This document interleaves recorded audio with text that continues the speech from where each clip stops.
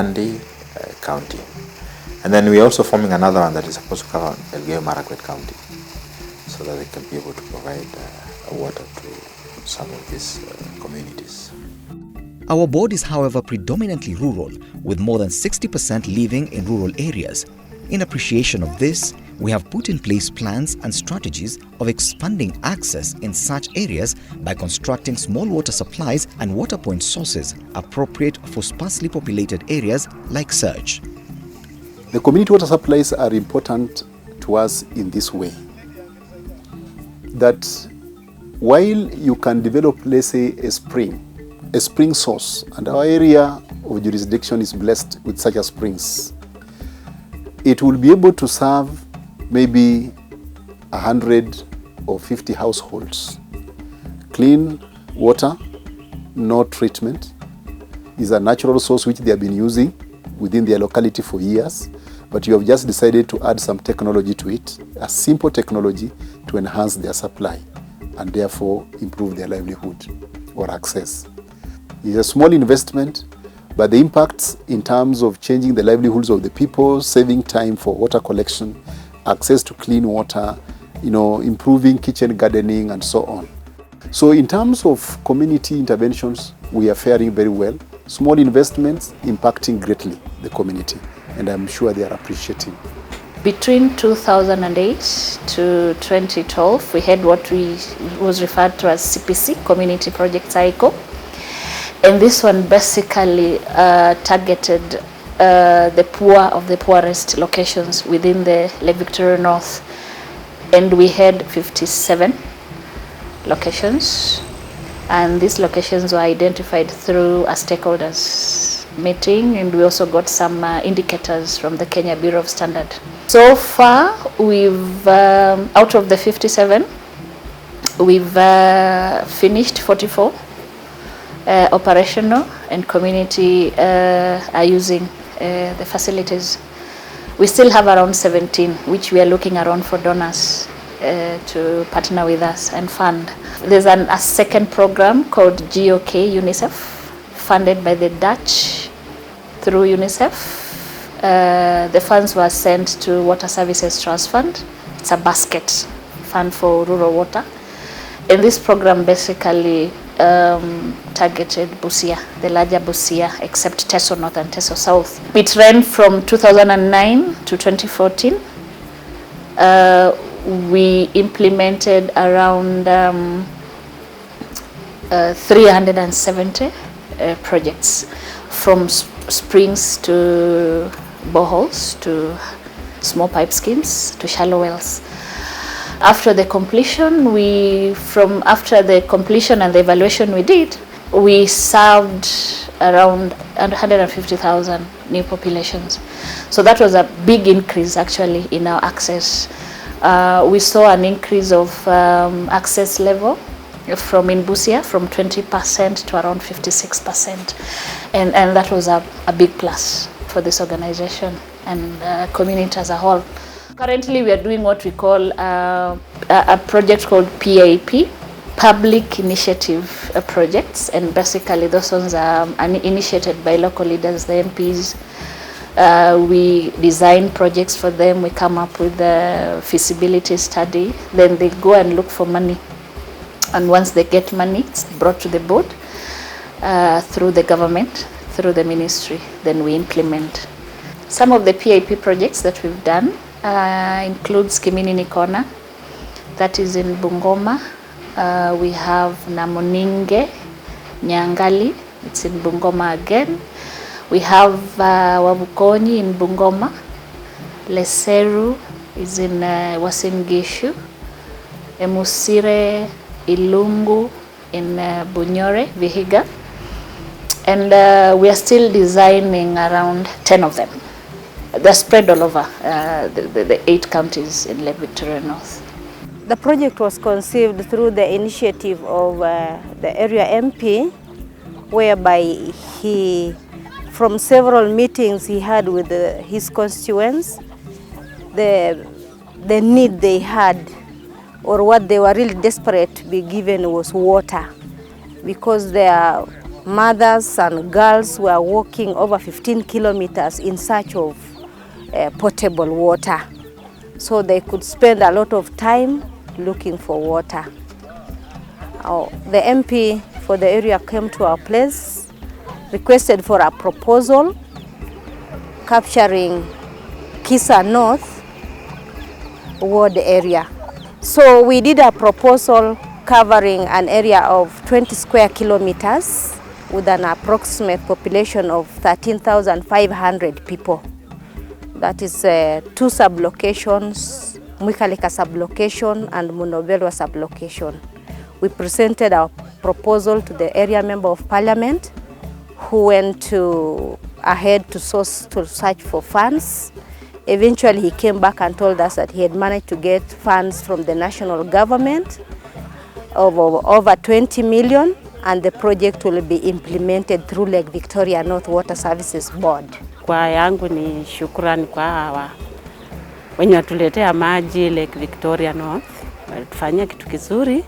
Juu tulikuwa tunatembea mwendo mrefu sana kutafuta maji.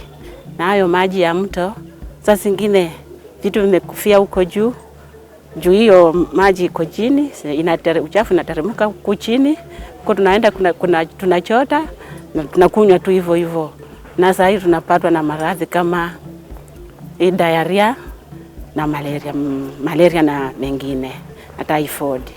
Ndahenyera kuba santi ama orio muno ihongo kuba fadhili befwe hasa UNICEF nende North Victoria North Water Service Board kaharuhonya handikendelea kuruhonya hani maji masafi handi asukunyola kama malwaye kosikosida.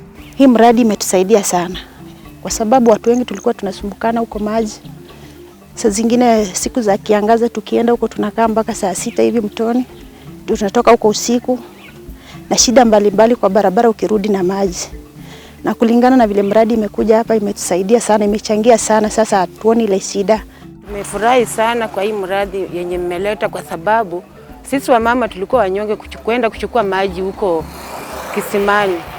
Sasa tumefurahi nyinyi kutuletea sisi mradi. Juu tunachota maji karibu sasa. Ningependa kuwashukuru wahifadhi wa maji kwa kutuletea maji karibu na tudurusu masomo yetu vizuri. We believe in setting systems in place. We are an institution that is ISO certified in terms of the ISO quality 9000 2008 quality management system. We were among the first water service board to get certified. At the Lake Victoria North Water Services Board, our core mission is to ensure provision of sustainable, quality and affordable water and sanitation services. This is the building we call Alarm House, where the aluminium sulfate dosing takes place. And from the aluminium, from the intake, it comes to the flocculation basins.